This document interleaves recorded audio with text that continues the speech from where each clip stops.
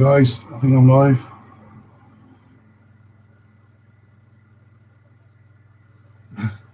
Distinct apologies initially for probably audio quality. The fact that you're looking at my nose, which is incredible, and also image quality, because my Panasonic telescopes have failed me, so I'm having to come directly from my webcam, which is sired right to the base of my screen here. It's a wonderful system I've got here, this Dell system, but the webcam, the inherent webcam, is based at the bottom of the monitor, which is odd to say the least. So it's a big day today. In fact, I don't know why 700 seems to have so much credence as opposed to any other number. But I think probably, I don't know, I think probably we've broken the back of the first 1,000. I think that's how I would see it. We're on our way up to 1,000 subs, and it feels like it's achievable now. I think probably that's why 700 feels so good. But really glad that I've had the support to get there. That was only really minor compared to a lot of people's subs, but it's good evening, Ian. Thank you. Thanks very much. Oh, you're a star. Thanks for saying that. That's really appreciated. But yeah, it felt like I needed to kind of celebrate it, make it significant somehow by appearing, having appeared a lot in the last few months. You'll know that a lot of my uploads have been, I've very definitely been hiding behind the camera and doing a lot of composed stuff. But that's due to change, heading to autumn. Definitely going to be a bit more in front of the camera throughout autumn, and I'm looking to mix it up a bit as well, because my bookings are coming back in. Those that don't know, Wild isn't just me dithering around in my spare time with a camera, trying to make creative uploads based on life for YouTube. But it's also a business. I go out and I show films, composed films, to the community that I live in here in the Midlands of the UK, and it's born from a background of nursing, where I realised that a lot of the care I was giving to a lot of the patients seemed to be double ganged by me talking about wildlife, because it seemed to have some kind of placebo effect, maybe, I don't know, on their conditions. Just talking about wildlife, talking what I've been, talking about what I've seen, seemed to have a real visceral effect on people and their well-being. So, born from that. Thank you, Graham. Thank you, Keith. Thanks a lot. Born from that, I came across the idea of Wild. It was a burning ember for many years. But in 2014, I bit the bullet and created this business where I made wildlife films and took them out to the community. So that's the core of the business. So I don't just sort of dither around making YouTube uploads, although I'd like to, of course. But no, there is a real kind of essence of achievement and results with that kind of work, because some of the results are really visceral. You go to some of these environments and show them these films on wildlife, and with continuity, with going back every month or so, you really do see some distinct changes in people's welfare, people's well-being. So it's good news. But I've reached 700. Do you know what? I think probably, I'm trying to think what I was. I should have made notes of this. How many subs you had at what period and what time? I think probably a year ago. I think let's say Christmas time. That was the last live stream I did, was Christmas time. I think I probably had, I was in the 400s then, I think. It's not too bad. 200 subs in 6 months. I know some people must be chortling at this, because it's hardly meteoric, is it? But I really enjoy it. I really do. I think it's stunning that I've got here. Getting some bookings now, thankfully. Some of the bigger institutions, the likes of Barchester, Avery, these big care institutions are coming back on board. They know me from old. They've had me on a regular basis. Hey, Stewart, nice to see you. and they're starting to book me now. Avery have picked me up in a couple of their homes, and have booked me every month through to Christmas. So things are happening, and that is really significant because, boy, oh boy, oh boy, it's been a long haul. Obviously, myself choosing to do this kind of work in that kind of environment, I've really been at the hard end of the pandemic because they were the first environments to close down. Sadly, some a bit too late, as we know, with the care environment, they were hit quite hard at the very beginning of the pandemic. But then also the last to open up again, if you want, to be free of restrictions, not all restrictions, but to be freer of restrictions. So it's been a bit of a bind, but I can say that now I am getting some kind of response from the larger homes. So that's great, because that's an income, and boy, do I need an income at the moment to keep myself afloat. But it's lovely to see everyone in. Hey, Darwin. So at the moment we've got Graham, Ian, Keith, and Stewart, and Darwin Digital. I want to say, is it Andy, Darwin Digital? So I'm going to be really offended now. I'm going to offend somebody really badly. Richard, of course it is. Hello, Richard. Sorry. So how are you guys? How is everything in your world? What's the big wildlife news? I know that we've had a big influx of, or at least passage of wrynecks. That's been kind of note recently. In fact, those that remember, I did the Great Journey South vlogs last year from Stanford Birdringers over what they call their stand-stop period, which is the later part of August. So it's the real start of the influx of the passerine movement south from the likes of Northern Europe, Scandinavia. And I documented it through, and we ended the mega species at the end was this wryneck at the end of the third vlog. But I mean, thousands of birds before then, beautiful birds, spotted flies, red starts, black caps really starting to come through. And also we had a red poll as well, if I remember last year. But you know what? I went down for 2 days this year. I've done my back in. I've really done my back in at the moment. So I've not been able to move around and film too much. But I went down and sat in a chair for 2 days last week with them during the latest, this year's 2021's stamp stock. And it's pretty much a carbon copy to the point that crucially at the end of the week, they got another wryneck. So things seem to repeat themselves. But I know there's plenty of wryneck around now. Lady Walk Reserve near me, our wryneck that's knocking around the reserve right now. So nice wryneck influx. Got a wonderful video I think I'm going to upload actually of Ewan. He's one of the younger ringers, one of the training ringers at Stanford Reservoir, and he's holding this wryneck. And unlike the wryneck last year that I filmed for my vlogs, this wryneck is really putting on that fantastic neck display, where it's flipping its head around and you know, like it's double jointed in every axis, you know. Most wonderful thing. Obviously, this kind of protective, defensive maneuver, famous for wrynecks, thus the name. But a beautiful little short, and it really is doing incredible gymnastics with its neck. So I think I need to upload that. I'm going to contact Ewan and Stanford and see if it's okay for me to upload that at some point. So you're all saying hi to each other, which is great.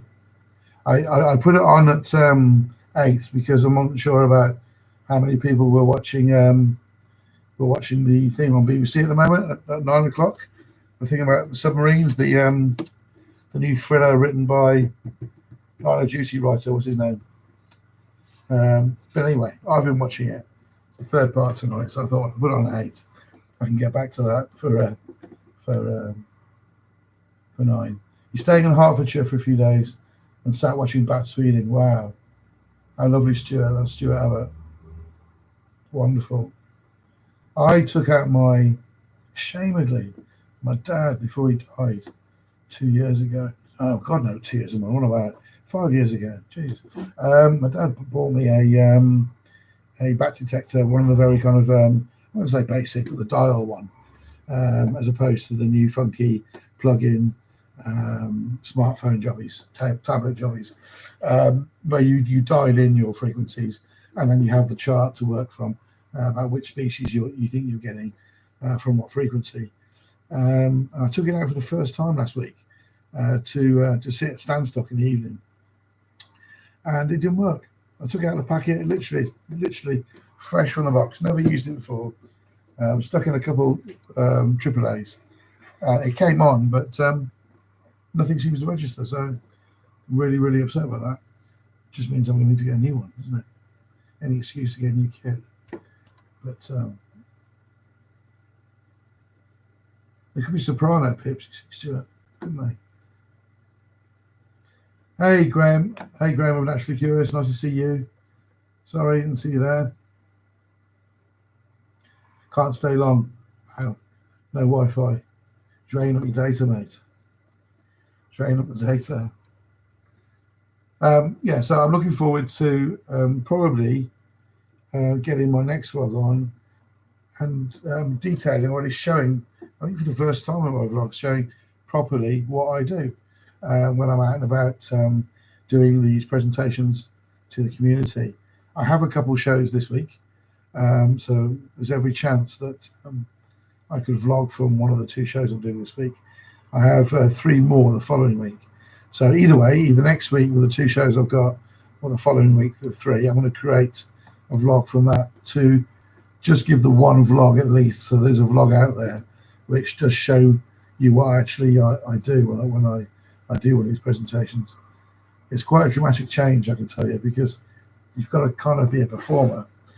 And for every one of these films that I've made, you know, I see them like songs. There are lyrics to them, which I have to remember off the cuff. And I also have to, and it looks better if you do this, preempt a scene that's coming up, because it's none of the kind of slide jobbies with me. It's a composed film which I narrate throughout, and then obviously have to adjust according to what audiences are in front of me. So yeah, they're quite entertaining, to say the least. So yeah, I'm going to do a vlog of them. I'm going to unashamedly put myself out there. I do want to take the time actually in this vlog also to say, not necessarily to hang on a downer, but I've never mentioned it before. I'm not big on kind of mentioning sort of deep personal issues, but I suffer from an illness actually.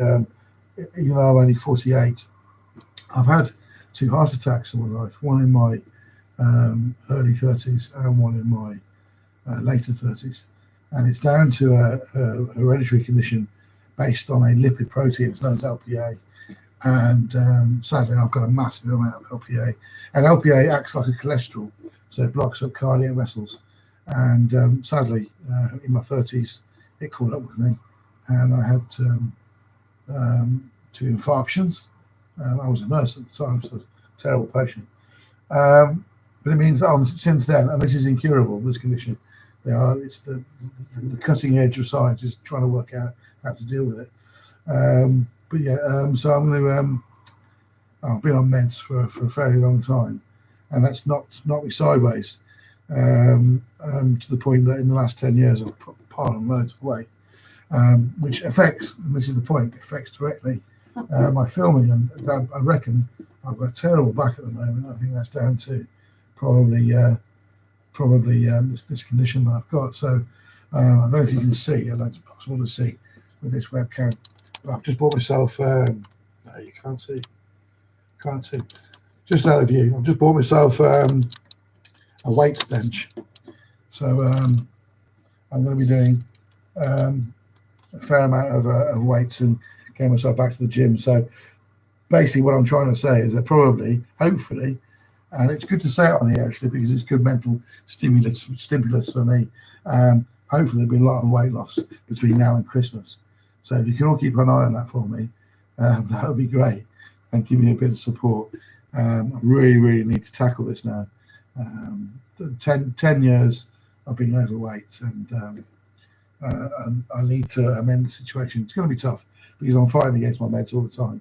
I'm on huge amounts of statins, which creates almost like an arthritic feeling of pain in my joints, massive pain in the morning. So, but I'm trying desperately to stay off analgesia. So I kind of suffer through in the morning, and then get through the day. But as I say, not keen on decrying my situation. Just to say that I've got myself into a position where I've got a load of weights. I used to do weights a lot, and I'm on a strict diet. So if you can all sort of kind of cheer me on in the next 4 months through to Christmas, and that'll be a good positive kind of situation for me. It's good to put it out there, I think, because you feel like you've got to do it. So I'm desperately just trying to tell everybody that this is the plan, and then I'll feel absolutely I've got no choice but to do it. There won't be any procrastination. Boy, am I good at procrastination. Aren't we all? Aren't we all? Anybody got any news that we can talk of?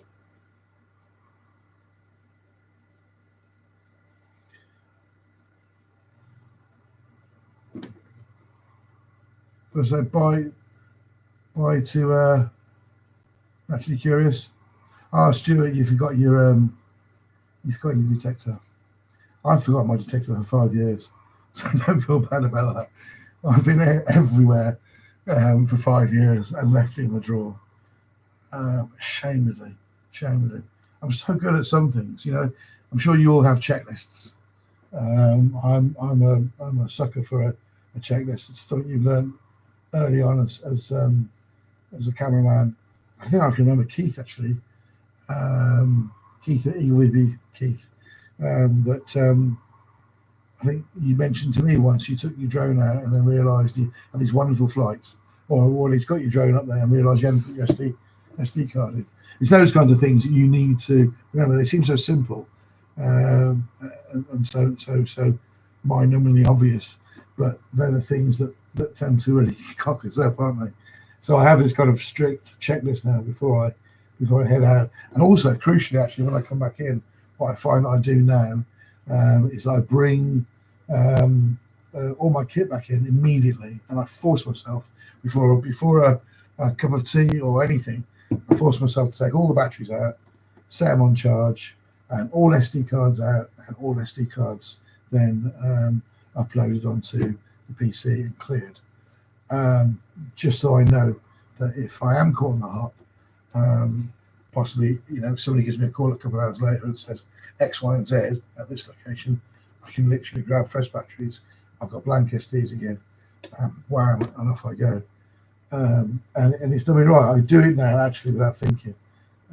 Kit in, undone, batteries on charge immediately, and then SD cards uploaded to the drives. So yeah, and how many drives do people have out there? That's another question I like to ask. I'm always curious. I've got two 5 terabyte drives here, and then a backup of 1 terabyte for really, really important stuff. So I've got 3 drives on the go here. A backup of a backup of a backup, if you want. How many drives do people have out there? I think maybe for me it's more crucial. Maybe not. I don't know, but maybe for me it's more crucial. I keep all my work. Keep a bigger library, but than it may be for somebody else who isn't in this for a profession. But just, curiously, how many drives do people use? What's their setup? The likes of Casey Neistat, these big YouTubers, and he never throws anything away. So he fills up drives. You'll notice that if you've ever seen one of his uploads, especially from the New York apartment when he was there, the whole back shelves were just full of drives through years, years and years and years of drives. So, Stewart, I'll be starting a new business for 2022. I've been looking for the perfect job for years. Can't find one, so I'm going to create my own. Brilliant, Stewart. Brilliant. Fantastic. Wow, I'm curious now. I'm curious. Oh, that sounds amazing. Well, this is exactly what I did. Do you know what? This is exactly what I did. In 2014, I said I've had enough, and it came from the back of to put the pieces all together. The heart attack started after my mum died. My mum died at a very young age of 58, and I nursed her. And they think that probably the death of my mum accelerated the heart attacks, even though they were probably likely to happen. But the problem with nursing my mum was that I specialed as a nurse.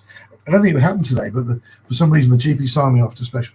So I was with my mum in the last 3 months of life for breast cancer, and I gave her all her controlled meds, which you put two and two together, you'll get a quick 4 in the fact that I gave her last meds, so you know pretty much what that means.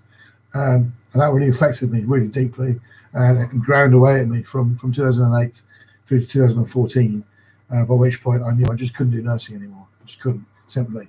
I just wasn't there. I wasn't connected to that job. But I'd given it a good sort of 15 years, of my life, and certainly got some great results. So yeah, born from the back of that. I didn't just want to go into another humdrum job, and also the fact that I had these heart attacks. I felt pretty mortal at the time, and I thought, sod it, I want to take a massive dive in salary. At the time, I wasn't, beholden to anybody or anything at the time. A massive dive in salary. I had some savings, and just went for it. It wasn't necessarily. I didn't do any market research, but then this idea was so unique.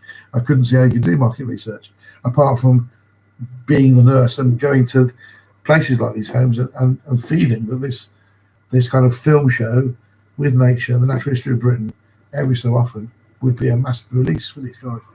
And it's proven right. It's been a long hard grind, 7 years in, but ironically, last February, just before, literally weeks before the pandemic hit, I proudly picked up my roster, my year roster of bookings, and I went to everybody that knew how much Wild meant to me, and I showed them this roster.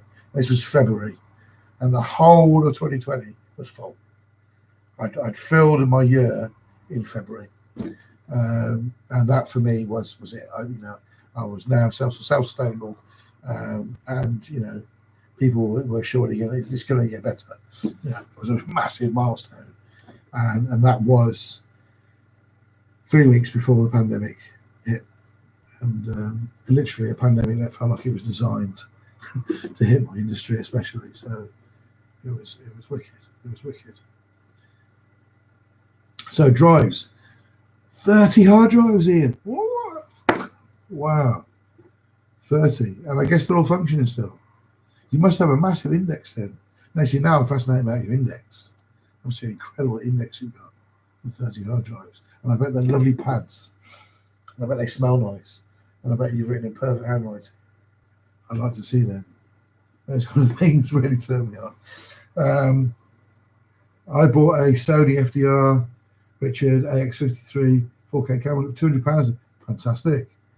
Fantastic, Richard. What kind of zooms on that? Is it digital or optical? I need to look for that. £200. That sounds pretty much like a bargain. How many times have I not pressed record on my drone and you've pressed? Oh, bless you. I wasn't going to mention that, Graham. You didn't have to mention that. Yeah, but famously, lovely lady, Paula Irish from Warwickshire Wildlife Trust, told me, I did one of my first commissions for Warwickshire Wildlife Trust with this lady, Paula Irish. And I was a little bit nervous because it was my first commission. It was based around primary schools and school kids. And she said to me, because this lady used to be a reporter for Coventry Telegraph, and she said to me, from her days of writing articles and getting information, much like I'm trying to get shots, she said to me, they don't know what you don't show them. And it sounds so simple, but that really has stuck with me ever since she said to me, just remember, they don't know what you don't show them. So I think when you're editing and you've got material and you know that you've got a shot here which would have been so good, maybe the best shot you've ever taken, if it wasn't for the fact that you kicked the tripod, or because you're so poor-sighted, your focal range was completely off, but the light was everything. The creature was there and it was doing some magnificent activity. And you put it back on the big screen and you're like, what? You've driven home, lit up, thinking you've got this amazing shot, to find it's absolutely rubbish. The amount of time, and that's human error, so you should have known, should have checked, didn't. But then that phrase comes into play then.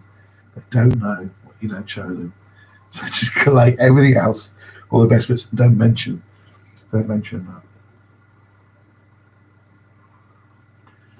that. So you travel for that, Richard? £600. Wow, new. Well, that sounds worth travelling for. I need to get another FZ82.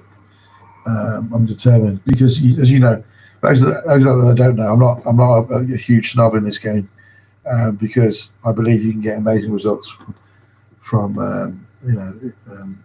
relatively cheap kit.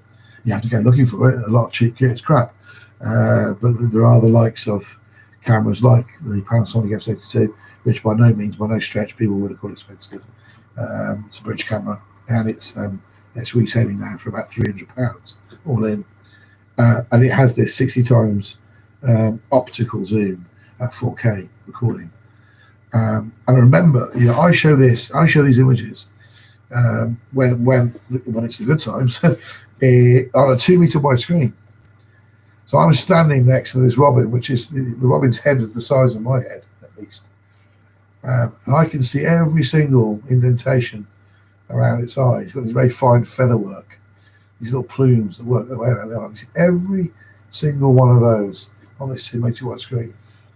Now, sensor size or not, because everyone craves sensor size, I know.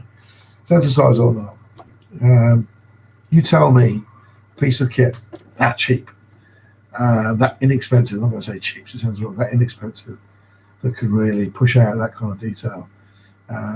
It's so worth it. It really is. Hey JP, John Paul, nice to see you. Nice to see you still in Scotland. Yep, up north there. Last thing I saw, I think you were at you were on the banks of Linney. I think you were on the banks of Linney, which I know Linney well because my first trip up to Scotland. Are you still there? Brilliant. I know that the first trip I did to Scotland, well, it was a flight up to Edinburgh, and it was a day out in Edinburgh, and I did the stereotypical, bought myself a Staghorn shot glass and some whiskey, and then drove to Loch Linney and thought that was it, made it in the Highlands, got whiskey and I buy Loch Linney, and that was at the place called the Lodge on the Loch. But from the perspective from your upload, it actually looks like it's pretty much where you were at that campsite. You're in Pitlochry now. Excellent, beautiful. I didn't get Scotland in this year. I might yet. All depends on just about to have a dram. See, that upsets me. I'd have a dram in there. I don't mind as long as it's blended whiskey in tea. Can't put single malt, not in tea.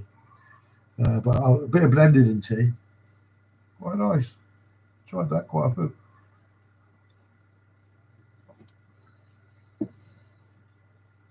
Definitely. So Ian, you haven't said anything yet about. I want to know how you record all that data. You see that? See, I work on the principle that, you see, there were many kind of ideas I had about organizing indexes.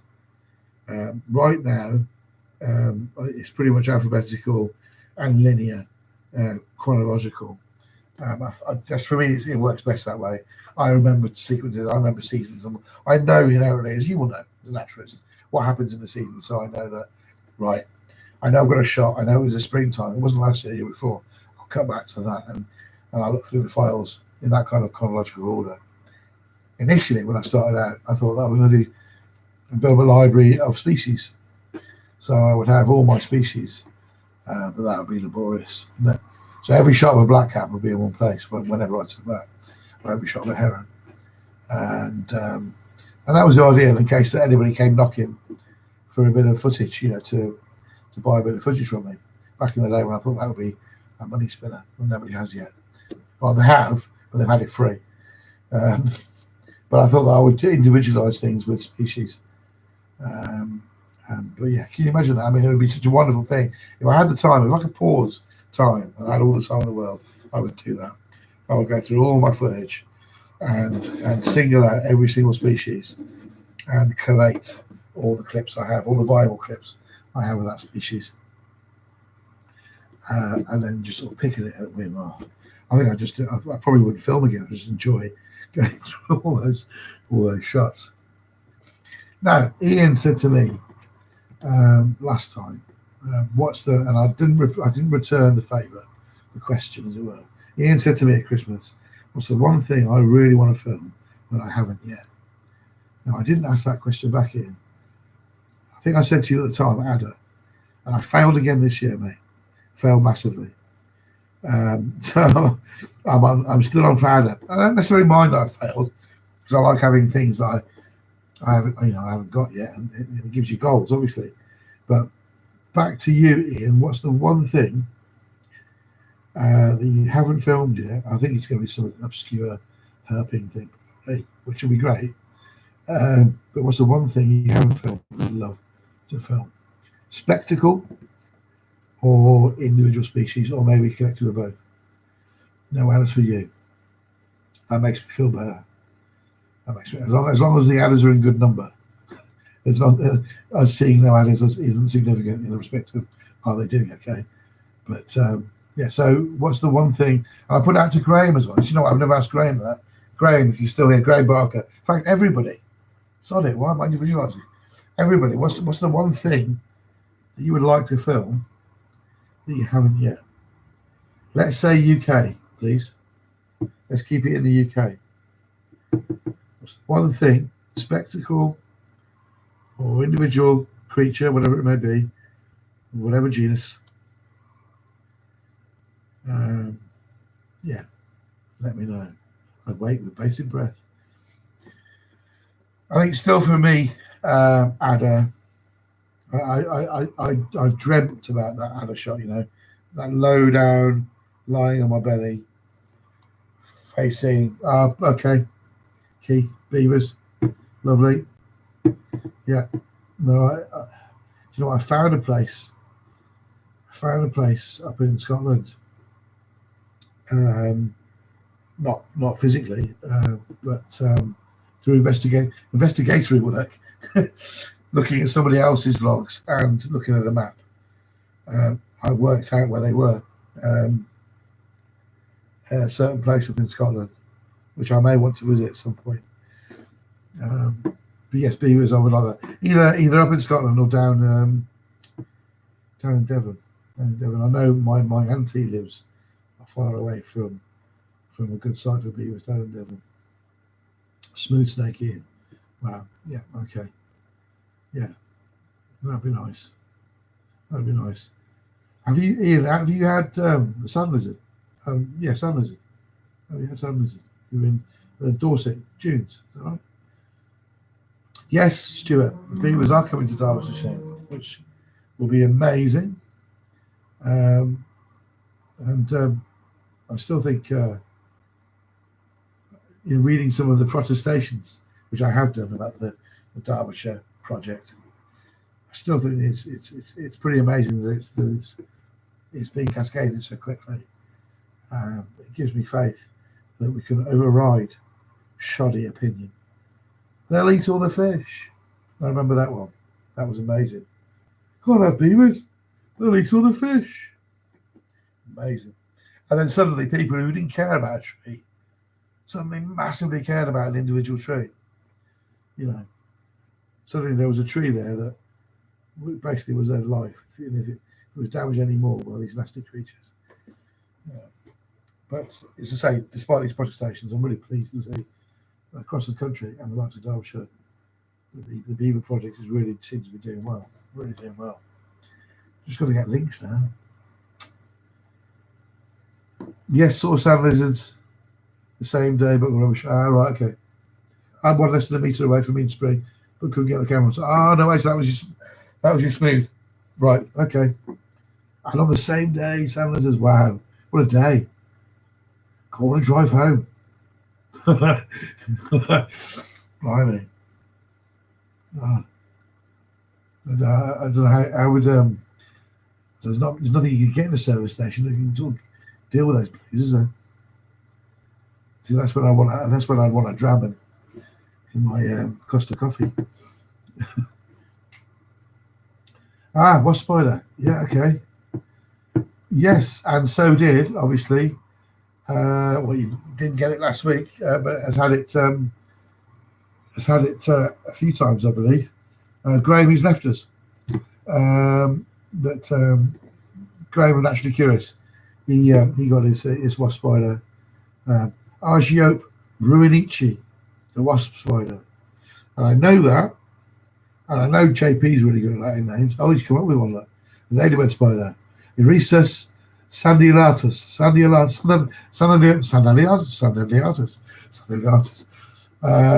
Yeah, Graham did get to, yeah. Argiope Bruinici. And I know that because I went to the south of France with an ex-girlfriend and a big group of friends of mine. In fact, Ian Perks was part of this group of friends. And Ian Perks, he wasn't even a naturalist then. This is the guy that's taking the Eagles. Got a white now. Wasn't even a naturalist then. But I certainly was. So whilst they were tucking into their warm bread and brie in the morning, their warm baked bread and brie, which I fetched because I was up early enough, because I was out filming. What was I filming? Beavers. I decided to head back into the meadow, which is next to our caravan site in Argelès-sur-Mer, South France, right on the Pyrenees. And as I lay down, trying to get good angles on it, other invertebrates, I felt some resistance on my elbow, and it was a big web. And then at the side of my eye, bouncing in and out of this web from the reflex of my elbow, was this bloody black and yellow and white spider. And she was a big female. As you can see, there are differences because Graham showed size differences, but she was a big one. I've never seen her before. Oh, and I fell in love with her straight away. I finished my roll of film on her. I was taking pictures there. And I came home, back to Brum, lived in Birmingham at the time, took the number 6 into town, walked to Central Library, got to the Natural History Department of the Central Library in Brum, got to the invertebrate section, got to this massive spiders book. Remember, huge thing. They only dealt in Latin names, wasn't any English names.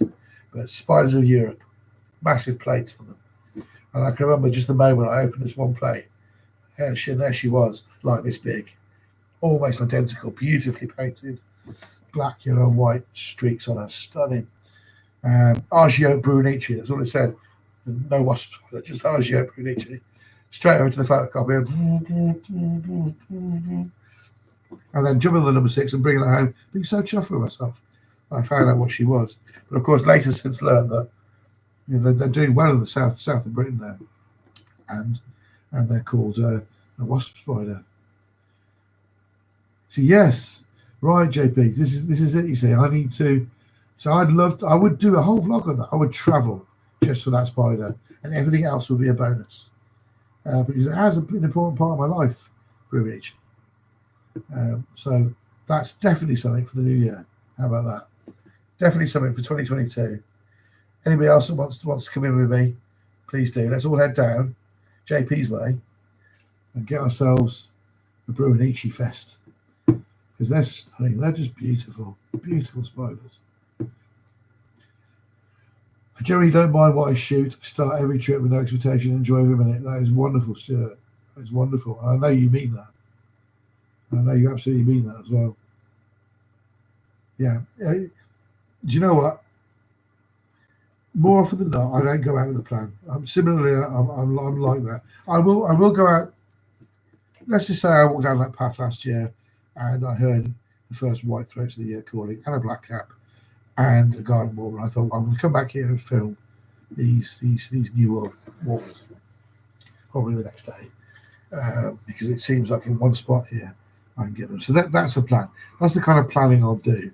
But outside of that, for me, it is. You're right. It's geographical territories. It's I might somewhere in the back of my subconscious think, what is the kind of the keynote species here?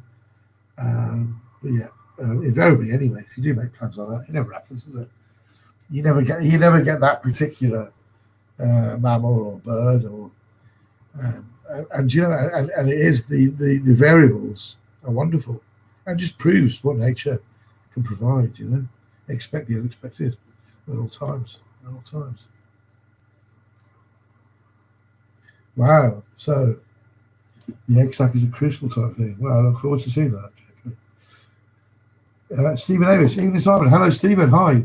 Thank you for your talk at our Duke of Edinburgh camp recently. It's a pleasure. Hi, Stephen. I probably know you are now. I've been out to my local park on my camera. No luck. But it was a great experience taking it in rather than kicking the ball out. Oh, that really has cheered me up, Stephen. Thank you. Thank you. Yeah, a couple of weeks ago, guys, I went down to a Duke of Edinburgh Awards camp, a Gold Award camp, no less, with Dave Neal from the Stanford Reading Group to give a talk to these 20 or 30 so wonderful human beings going for their Gold Award, the DOE Gold Award, basically about filmmaking. I think one of the kind of themes of the week was nature photography, and I was there just to talk about me and my journey into the world of filmmaking. But also we had a good chinwag about being passive and about the stuff that I do in my vlogs, about opening up your senses more, without being twee. It all sounds very twee, very spiritual, and it's not. It's actually achievable. And just relenting and letting the natural world come to you in every aspect, audible, odor, sight, and seeing places possibly you thought were familiar in a brand new way. So we had a little bit of a chinwag about that as in the group. Basically, me appealing to them to get into nature, really, because it's to have such a wonderful group of human beings. Obviously, the prime of their life and the leaders of the free world for our tomorrows. It's crucial that the natural world plays a massive part. Has to, can't not. Otherwise, we're buggered in their plans. So, thank you. That's lovely that you come on board, Stephen. I really appreciate you saying that. That's really it's made me evening. Thank you. Seeing good, yeah. Well, that's where I saw mine. The Brunici. I saw mine was Spain on the border there. Excellent. So we're on for it. JP's excellent. We're doing this Brunici trip. Best way to avoid disappointments, just enjoy everything. Absolutely. I've even enjoyed mosquitoes biting me at some point. And that's taken it to a limit. I've enjoyed seeing their abdomens swell up with my blood. as the stinging proboscis gets through you can feel a mosquito if you can see it. Quite often, they'll get in and away before you know it. But you can feel it more if you're looking at it, staring at this little thing, watching his abdomen just fill up with your blood. But I love that. I can remember. In fact, it appears in one of my films. I think those mosquitoes. But I didn't put that. I thought the blood bit. I thought was a bit too much, so I didn't put it in. I just put the recording around my leg and probing. I didn't put the actual filling up bit into the vlog. Maybe I should have. Absolutely, Graham. The lottery. Who'd have thunk it? I went to Lady Walk on Saturday morning to film a guy. I'm doing my final On a Tree by a River vlog now for Tame Valley Reservoir. This willow tip project I've been doing over the last 9 months. And I got this wonderful young chap called Damien, who's prolific around the reserve, takes amazing photos. And he's a dude. He's a bit of a rocker, bit of a nasal piercing, kind of side shaved. Definitely a dude. And you'll see when this vlog comes out next week. Like, I wanted as many kind of eclectic faces as I can, because this vlog is people speaking from a script, a pre-prepared script I've written, but speaking in kind of quotes and sentences. And I'm going to glue them all together so they're going to read the whole thing. And it's like a community-wide, Tame Valley-wide call to arms for the rest of the community, those that don't know about the Tame Valley and the Willow Tits, to come and volunteer, to help out, to connect these islands of life and get this, kind of Willow Tit expansion on the road massively. So that's the idea of the vlog. But I went down there, filmed this guy, gave him a longer sentence. I filmed each individual twice. Gave him a longer sentence and a shorter sentence to read. Did it perfectly. Packed away. High-fived. He went off into the reserve to spend the day in the reserve. I got my car, drove out the gates, past Faraday Avenue, this is Hams Hall. And we know Hams Hall, massive distribution centre based in the Midlands, where BMW make their engines. Drove about 10 minutes out of Hams Hall, just about to hit the motorway, and up on my sat nav on my phone, an alert, ding ding, Lady Walk Reserve, and this guy had walked down 50 yards from the car park down this path and had a ride neck just on the left. And he must have been there because I was, this is where I was filming this guy. So as I was filming this guy and getting into focus, and he was learning the line, and we were repeating it. And, from behind me, as I was filming, behind me was a ride neck. Had to be. So it just goes to show, as you say, it's going out and not knowing what's going to turn up. It's also going out and hoping that what does turn up, I see. So that was a massive one. The likes of a ride neck. I mean, obviously seen one in the hand, mentioned that at the very start. But to see one just off the cuff. The last one I had like that was on Ramsey Island off Pembrokeshire, and on a washing line as well. It was on the Warden's washing line, a ride neck kind of swinging in the breeze. Very strange. Way out in the open. So, where are we with time? Let's have a look. 2047. Wonderful that you've come along. Thank you again for all of your subscriptions and your interest. I promise that I'm going to liven up a bit more. I've given you a little bit of insight into the reasons why sometimes there's a bit of lethargy. I've told you a bit about my probably private life. I've never mentioned in selling one before, and the reasons why I need to change it and change my habits. So hopefully you can be a bit of moral support for me over the next 12 months. That'd be great. And everybody likes to pry, don't they? How well is he doing now? He said he was doing that 2 months ago. I don't see any change. I don't see any weight loss. You can do that, can't you? It's good fun. So yeah, so come along with me for that ride. And also I am going to definitely film me at work, because I don't know why I've never done that before, and I certainly do need to put a vlog out there of me showing what Wild is about in respect of the film shows. I am planning to do another live stream. I do quite enjoy these. Also, I'm going to be doing a live stream with a better camera, because this Dell system I've got here is wonderful for editing, amazing graphics and speed, processing speed, but the most shocking webcam ever, an up the nose webcam, terrible. So I will join you on a vlog very soon, and then I shall also, I think before let's say, where are we now?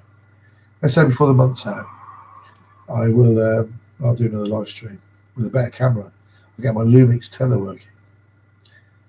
Okay, guys, and those that don't know, that's a fox there walking through some snow.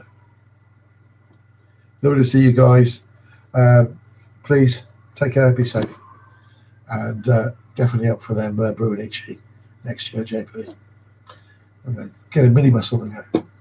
Cheers, guys.